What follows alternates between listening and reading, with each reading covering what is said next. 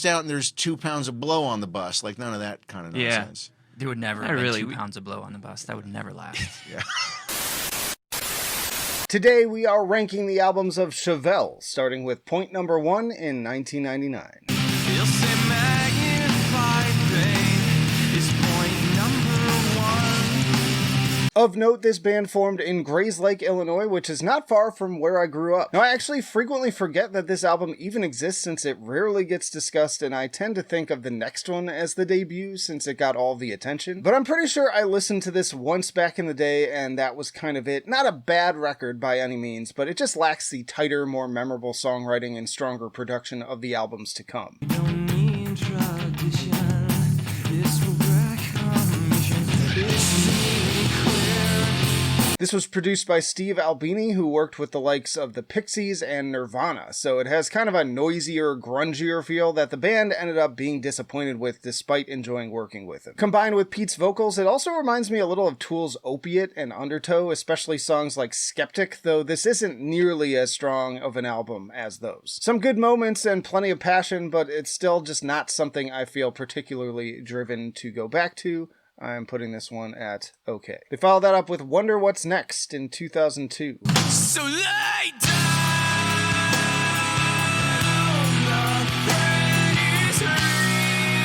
My introduction to the band and my burned CD copy got a ton of repeat play in high school. Banger of an opener with Family System. Love that hype riff with the little breaks with the harmonics. This followed by one of my favorite tracks in the simple but very effective Comfortable Liar and the clearly Be Quiet and Drive inspired riffing of killer single Send the Pain Below. Much like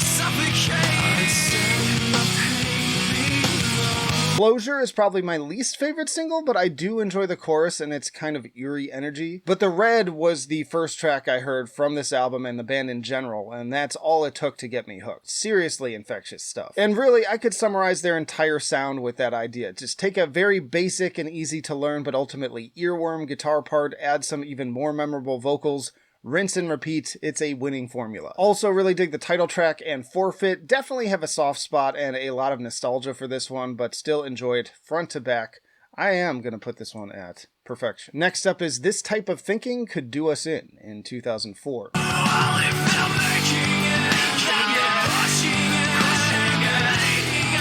Another case of an album where, coming off of the high of the last one, I found it to be kind of disappointing. I did enjoy lead single Vitamin R, continuing with a lot of the great songwriting hallmarks of Wonder What's Next. Get Some is also a strong track, dig those wailing guitars and vocal harmonies. Opener The Clincher was also a solid single, but I don't find myself playlisting this one as much as others from the previous album. With nothing to gain, here's the clincher. Also enjoy Still Running, Tug of War, and Emotional Draught. The rest of it has never really resonated with me though, and this latest re-listen didn't really do anything to change that. I can't fully describe what the issue is, but it seems like they went from nearly every song being hit-worthy to like a I almost called it a sophomore slump, as if point number 1 doesn't exist again. Am I a joke to you? But yeah, they went from that to just like a lot of generic, forgettable, kind of first draft feeling tracks. And given that it's their final album with Joe being part of the family trio on bass, I wonder if that inner strife impacted the process on top of the pressure they were feeling to outdo the previous record in just 4 months. I'm gonna put this one at good tier. And as always, this is just my opinion. If you feel differently, I'm genuinely interested in hearing a respectful justification of your own rankings, and of course also if you're enjoying the video so far, hit the like button, it helps the video out. But next up we have Vena Sera in 2007.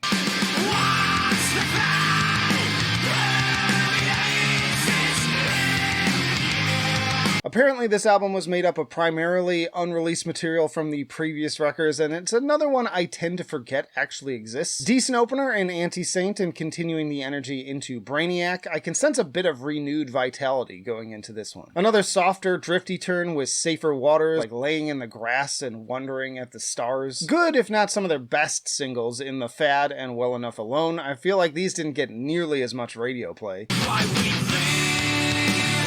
well enough alone. I think Straitjacket Fashion or Midnight to Midnight would have made for better ones, personally. Also love that driving bass and subtle synth on I Get It, which played at the top. Overall, much stronger than the last one, but still missing some of that special sauce. I'm going to put this one at great tier. Which brings us to Sci-Fi Crimes in 2009. Hold on to chance, lest we bleed ourselves.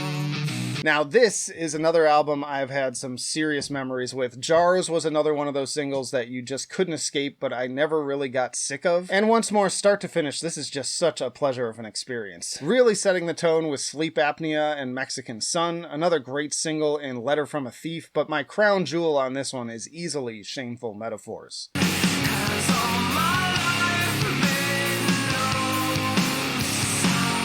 Honestly, I don't have a problem calling that my favorite song from them, period. Just a stunning vocal performance. Also love Fell Into Your Shoes, great acoustic moment on Highway's Apparition. Roswell's Spell is incredible, and both A New Momentum and This Circus have incredible riffs. Honestly, I would go so far as to maybe call this album a 10 out of 10. I think it's like one of the best sort of alt-rock albums of that era. Definitely one of the best, like, from the butt rock times. I am going to put this one at perfection. In fact, I'd put it higher than Wonder What's Next. Next up is Hats Off to the Bull in 2011.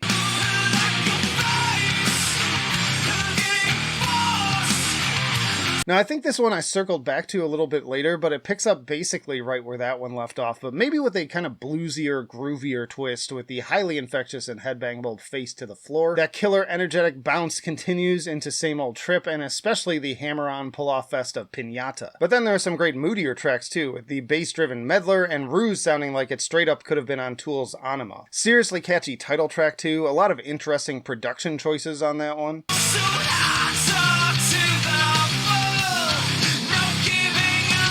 Closing out the second half strong with more killer bass riffing and Tool vibes on the dark and brooding Revenge, and the final track Clones is excellent as well. Honestly, if I'm being as objective as I possibly can be, I think that this one might be almost as good as Sci-Fi Crimes in terms of quality, but it just lacks that specific time and place connection I have attached to that one. So I'm going to put this one at fantastic. They followed that up with La Gárgola in 2014.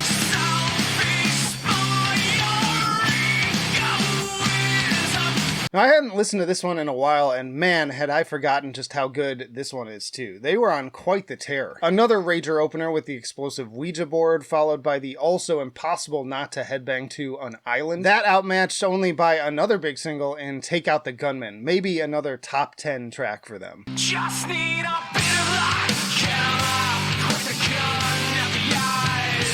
Jawbreaker as kind of a with teeth era Nine Inch Nails meets new metal energy with that rumbly bass and bouncy guitar. And then of course Hunter's favorite song in Hunter Eats Hunter. Yes, did we say your name? But contrasted nicely with the mournfully beautiful One Ocean. Appropriately, I actually wrote this part of the script re-listening to that song while staring out into the Pacific Ocean from Cannon Beach. Choking Game is also excellent. That one just takes me away. More killer groove to The Damned. Much like the last one, all around great album, hurt only by its lack of nostalgia factor. I'm also going to put it at fantastic. They followed that up with The North Corridor in 2016. Your name is about demented man.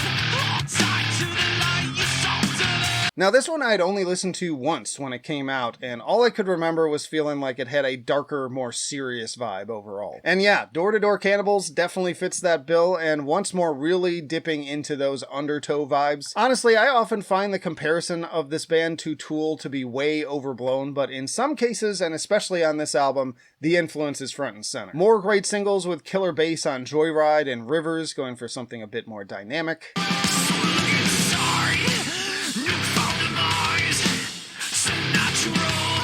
Last Days is good, getting some Helmet from Young Wicked, good stomp to Got Burned, and Punchline is a pretty interesting left turn for them. Kind of Pink Floyd meets Deftones. Not as in love with Enemies or Warhol's Showbiz. I feel like the vocal effects are a little overutilized as well. All in all, I dig the heaviness and that it sounds a bit different from the last few, but at the same time, I'm not quite as drawn back to it. I just don't vibe with it kind of as much. I'm gonna put it at great tier. Right here, if it'll cooperate with me. Then we have Niracious in 2021.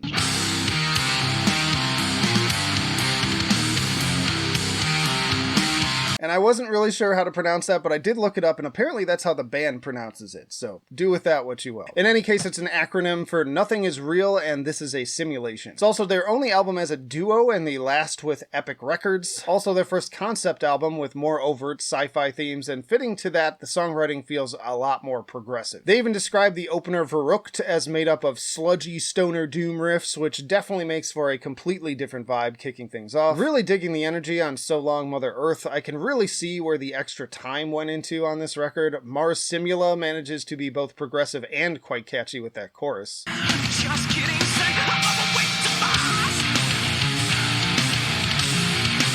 Also very much enjoy Self-Destructor, which played at the top. A little more of their traditional flavor mixed into this new style on that one. Alternatively, I don't care much for Peach, and Endlessly feels completely out of place to me. But I love Remember When, and Ghost and Razor is excellent, and again, very Tool. It's like if the last album was more kind of Undertow, then this one is sort of Lateralis. Really enjoy this one, though I don't think it's quite as much as the top 4 that I have on here right now, but it's definitely better than the 2 below it. I could consider even like making an amazing tier between, but I think I'll just go ahead and maybe for now anyways, because at the time of recording this segment, I don't have the new album yet, and I'll finish that up. For you, it'll be seamless, but for me, it could be like a whole week. Anyways, it's going to fantastic for now. But yeah, that brings us to Bright As Blasphemy in 2025. I heard a change has begun. An album Sam described as torturous to write and self-produced without longtime collaborator Joe Barresi. Some very promising singles going into this one though, starting with Rabbit Hole Cowards Part 1, feeling a lot of that classic 2000s energy coming through, but also with a very Gojira sounding riff. Pretty solid opener in Pale Horse, but not rising to the level of my favorites. I don't find it very memorable, but there's no questioning the passion in the vocals. And another killer single in Jim Jones' Cowards Part 2. Very infectious guitar and some more kind of early Tool coming through on this one.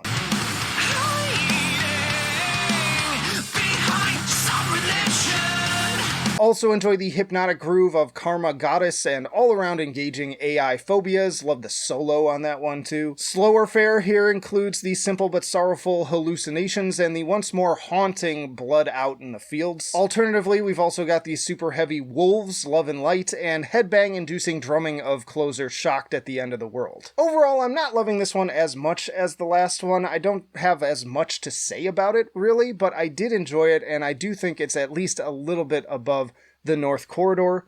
I'm going to put it at great tier. Y'all check out this playlist for more rock and alternative rankings, or this for your personal YouTube recommendation. But that'll do it for now. Flight of Icarus signing off. I will see you in the trenches.